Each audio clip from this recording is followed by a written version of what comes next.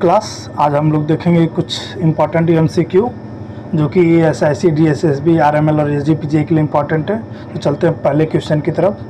तो पहला क्वेश्चन है विच of the following symptoms is the common in the asthma. तो ए ऑप्शन बार्किंग कफ, दूसरा ब्रेडिकार्डिया, तीसरा ड्राई प्रोडक्टिव कफ और चौथा इज वीजिंग साउंड। तो अस्थमा के समय जब हमें कैसा साउंड सुनाई देता है, रिस्पिरेटरी, हमें वीजिंग साउंड तरह हमें सुनाई देता है। ठीक है, नेक्स्ट क्वेश्चन की तरफ चलते हैं। The total number of the deciduous teeth in the children are, कि टोटल नंबर ऑफ डिसीडियस जो कहते हैं ना दूध के दांत, वो 20 होगा। ठीक है, क्योंकि डिसीडियस टीथ कितने होते हैं, वो 20 होते हैं। और इसका जो चिल्ड्रेन के जो बच्चे होते हैं उनके जो फार्मूला क्या होता है, 2102, क्योंकि इसमें प्रीमोलर इंसिजन, केनिन, प्रीमोलर और मोलर। तो जो प्रीमोलर होता है वो क्या होता है, एब्सेंट होता है। तो जो बच्चे होते हैं, जो इन्फेंट होता है, तो उसमें सबसे पहले कौन सा टीथ जो होता है वो ग्रो होता है, वो होता है कौन सा, इंसीजर, लोअर इंसीजर ग्रो होता है। ठीक है, और 2 साल के उम्र में टोटल 20 जो टीथ हैं वो ग्रो हो जाते हैं। और सबसे परमानेंट टीथ, एक टेम्पररी टीथ और एक परमानेंट टीथ, जो दांत झड़ के दोबारा आते हैं तो उसे क्या बोलते हैं, टेम्पररी, और जो हमेशा बने रहते हैं उसे क्या बोलते हैं, परमानेंट टीथ। जो परमानेंट टीथ में सबसे पहला कौन सा आता है, वो आता है 6 साल की उम्र में आना स्टार्ट करता है, और वो आता है molar number first. Third question, dark and tarry stool is termed as. Dark और टेरी स्टूल अगर हमें पास हो रहा है तो उसे क्या बोलते हैं। पहला ऑप्शन इपिस्टेसिस, दूसरा मलेना, तीसरा हिमेप्टोसिस और चौथा हिमेटेमेसिस। तो इसका जो करेक्ट आंसर होगा वो होगा मलेना। जब स्टूल के साथ ब्लड जो है, स्टूल के साथ जो कि क्या करता है कि किसी भी प्रकार के ब्लीडिंग को इंडिकेट करता है।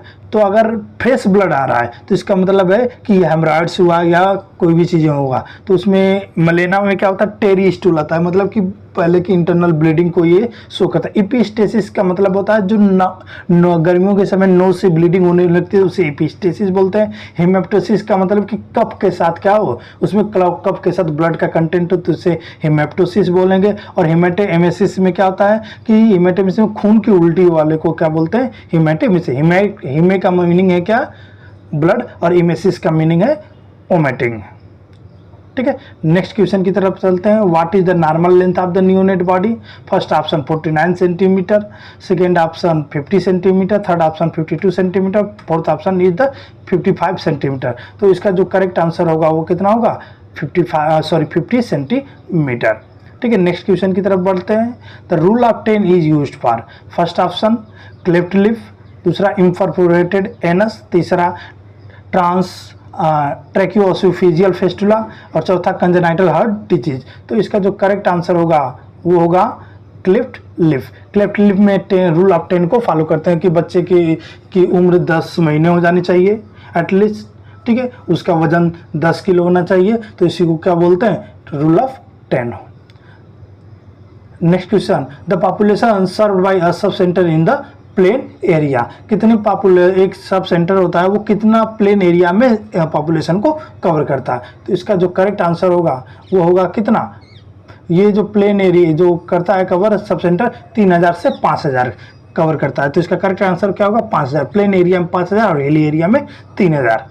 Next question, hypertrophic sebaceous gland around the nipples during the pregnancy is called. तो कौन सी sebaceous gland around the nipples हो जाती हैं। तो पहला ऑप्शन मोंटोगेमेट्री ट्यूबरकुलाई, दूसरा सेबेसियस सिस्ट, तीसरा क्लोजमा और चौथा लैनिया नेग्रा। तो इसका जो करेक्ट आंसर होगा वो क्या होगा, लैनिया नेग्रा होगा। ठीक है, जो क्लोजमा होता है वो क्या होता है, तो जब प्रेगनेंसी आती है उस समय मुंह, जो नाक, फेस के ऊपर क्या हो जाता है, एक बटरफ्लाई लाइक स्ट्रक्चर बोलते हैं, इसे बटरफ्लाई मास्क या फेस मास्क के नाम से भी जानते हैं। और लैनिया नेग्रा का मतलब ये होता है कि जब प्रेग्नेंट होती है लेडी तो एक जीपी स्टर्नम से सिम्फाइसिस प्यूबिस की तरफ एक ब्लैक लाइन का फॉर्मेशन होता है, उसी को क्या बोलते हैं, लिनिया नेग्रा के नाम से हम जानते हैं। Next question, which of the following describe the cognitive traits of the depression. तो पहला ऑप्शन हेल्पलेसनेस, दूसरा स्लीपलेसनेस, चौथा worthlessness, B option thoughtlessness, worthlessness, sleeplessness. C option hopelessness, worthlessness and thoughtlessness. चौथा ऑप्शन होपलेसनेस, वर्थलेसनेस और helplessness. तो जो इसका जो करेक्ट आंसर होगा वो क्या होगा? होपलेसनेस, वर्थलेसनेस और हेल्पलेसनेस। जो व्यक्ति होता है, जो डिप्रेशन में होता है, उसको ये लगता है कि मैं असहाय हूँ। दूसरा कि वर्थलेस, में किसी भी काम के करने के लायक नहीं हो। वो सारा जो भी आशा निराश बहुत ही ज़्यादा क्या होता है? निराशा, तो होपलेसनेस हो जाता है। ठीक है। Next question, what is the correct position to maintain the patient who is the shock. जो शॉक में कंडीशन और पेशेंट होता है तो उसको कौन सा पोजीशन देते हैं? तो इसका जो पहला ऑप्शन है ट्रेंडलबर्ग पोजीशन, दूसरा लिथोटोमी पोजीशन, चौथा रिवर्स ट्रेंडलबर्ग पोजीशन और चौथा है सुपाइन पोजीशन। इसका जो करेक्ट आंसर होगा वो क्या होगा? ट्रेंडलबर्ग पोजीशन। ट्रेंडलबर्ग पोजीशन में क्या होता है कि पैर को एलिवेट कर देते हैं, तो ये क्या कहलाता है? ट्रेंडलबर्ग पोजीशन। जब पैर को एलिवेट कर देंगे तो ब्रेन की तरफ, हार्ट की तरफ क्या होता है? ब्लड सप्लाई क्या है? लार्ज अमाउंट में बढ़ जाती है। और लिथोटोमी डिलीवरी के समय यूज किया जाता है। ठीक है। रिवर्स ट्रेंडलबर्ग में हेड वाले एरिया को ऊपर कर देते हैं और सुपाइन में बैक पे जब हम लेटते हैं तो उसे सुपाइन के नाम से हम जानते हैं।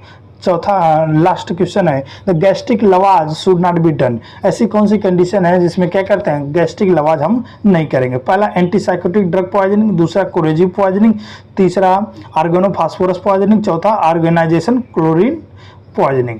तो इसमें जो करेक्ट आंसर होगा वो क्या होगा? कोरेजिव पॉइजनिंग। कोरेजिव पॉइजनिंग में हम क्या करते हैं? गैस्ट्रिक लवाज वाली कंडीशंस हम नहीं करते हैं।